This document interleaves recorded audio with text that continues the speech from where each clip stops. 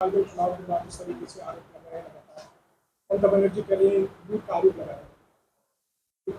ये चुनाव की जो पूरी प्रक्रिया हुई, क्योंकि हम उत्तर प्रदेश में भी देख चुके हैं कि किस तरह से सुरक्षा बलों का कहर रहता है चुनाव के समय, और किस तरह से एक तरह से डर का माहौल क्रिएट किया जाता है और कार्यकर्ताओं को धमकाया जाता है कि वो बूथ तक ना जाएं, अपना बस्ता ना लगा पाएं, या जो हमारे बूथ एजेंट्स होते हैं जिनको अंदर रहना होता है बूथ अध्यक्ष लोगों को वोट डलाने के लिए, तो उनको भी बाहर कर दिया जाता है बूथ से। तो आखिरकार ये भारतीय जनता पार्टी के लोग ने जो ये किया है बंगाल में, मैं समझती हूँ जिस तरह उत्तर प्रदेश में उन्होंने चुनावों को नतीजों पे पहुंचाया था, उसी तरह बंगाल में भी उसी तरह कार्य करके ये लोग सत्ता में आए हैं।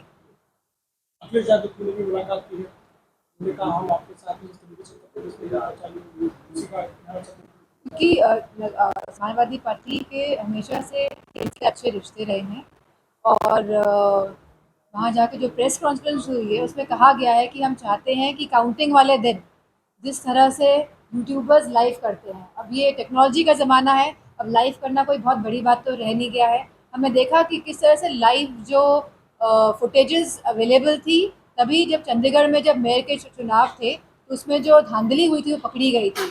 तो समाजवादी पार्टी की ये मांग है कि जब चुनाव होंगे उत्तर प्रदेश में, तो वहाँ पे स्पेशली जब काउंटिंग वाले दिन हम चाहते हैं कि वहाँ से लाइव फुटेजेस हो, लाइव कवरेज किया जाए उसे, क्योंकि भारतीय जनता पार्टी तो अपने आपको बहुत ही टेक्नोलॉजिकली आगे बताती है। तो समाजवादी पार्टी की मांग है, और इलेक्शन कमीशन से तो हमें कोई उम्मीद ही नहीं है। जिस तरह से इलेक्शन कमीशन काम कर रही है गिरोह की तरह, पूरी तरह भारतीय जनता पार्टी के पक्ष में काम कर रही है, क्योंकि उनको संरक्षण मिला हुआ है भारतीय जनता पार्टी से। समाजवादी पार्टी डेलीगेशन में जिलाधिकारी महोदय को शिकायत की है कि लोहिया जी की मूर्ति पर आपत्तिजनक चीज डाली हुई, जिसकी वजह से कहाँ पे डाली? नहीं, ये तो भारतीय जनता पार्टी तो एक विचार वाले लोग हैं ना, ये तो कभी दूसरी विचारधारा को एक्सेप्ट ही नहीं करेंगे, और एक्सेप्ट भी नहीं करेंगे, और साथ में ये लोग रिस्पेक्ट भी नहीं करते हैं।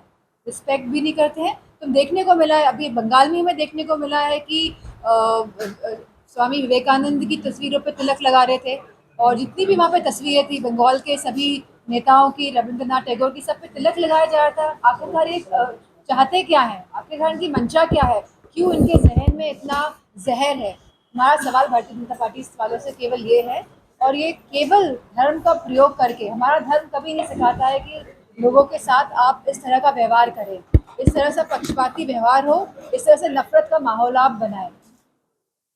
2027 में होने वाले चुनाव को लेकर जो बंगाल में हुआ है वो यूपी में नहीं होने देंगे, क्या रणनीति? हमारा, हमने जो कहा है कि हम पीडीए के साथ चलेंगे, पिछड़ा, दलित, अल्पसंख्यक, हमारी आधी आबादी में आज महिलाओं की स्थिति उत्तर प्रदेश में क्या है?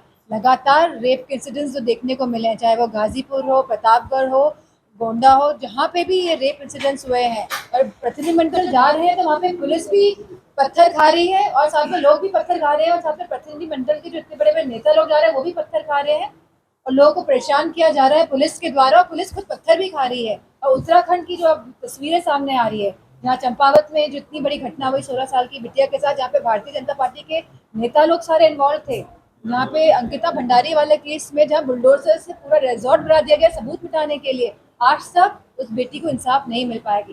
भारतीय जनता पार्टी की सरकार जहाँ जहाँ जिन जिन राज्यों में है, मैं समझती हूँ कि महिलाएं उन राज्यों में सुरक्षित नहीं है। और चाहे वो मणिपुर की घटना हो जाए, क्या मणिपुर में आज भी हालात काबू में हो पाए हैं? और आज बंगाल में जो हिंसा चल रही है उसका जिम्मेदार कौन है आखिरकार? अगर आज जो पीए का जो मर्डर हुआ है, आखिर उसका जिम्मेदार कौन है? क्योंकि इतने हाई प्रोफाइल किसी व्यक्ति का मर्डर हो जाए, वो भी भारतीय जनता पार्टी की सरकार आ जाए, तो आखिरकार उसका मर्डर क्यों हुआ? इस बात पे भी बहुत बड़ा प्रश्न चिन्ह है। कहीं ऐसा तो नहीं हो कोई राज दबाए हुए थे भारतीय जनता पार्टी के, इस वजह से उनका मर्डर किया गया है? मैडम, तमिलनाडु में सबसे बड़ी पार्टी को गवर्नर ने अभी तक न्योता नहीं दिया, क्या लगता है कि गवर्नर भी भाजपा से मिलेगा? ये देखने को मिला है पिछले कई वर्षों में, जो ये इस तरह का वातावरण पूरे प्रदेश में फैलाया गया है, जिस तरह भारतीय जनता पार्टी की तरह ही गवर्नर्स एक्ट कर रहे हैं। लेकिन क्योंकि अभी वहाँ पूर्ण बहुमत नहीं है, तो गवर्नर भी शायद सुनिश्चित करना चाह रहे हैं कि किसकी सरकार बन जाए। लेकिन जो गवर्नर्स होते हैं उनको सबसे पहले सबसे बड़ी पार्टी को ही अपना जो अपना बहुमत साबित करने के लिए बुलाना पड़ता है। और 27 में क्या तैयारी रहेगी, जिस तरीके से बंगाल में उत्तर प्रदेश के लोग तो सब झेल चुके हैं, हमारे क्या कार्यकर्ता लोग नहीं झेले हैं? क्या उनके घरों में दबिश नहीं पड़ी है रातों रात? हमारे कार्यकर्ता कहीं खेतों में जाके सोए नहीं, हमें तो पता है कि उत्तर प्रदेश में भी यही चलन चलेगा, लेकिन हमारे कार्यकर्ता, हमारे नेतागण इसके लिए तैयार हैं।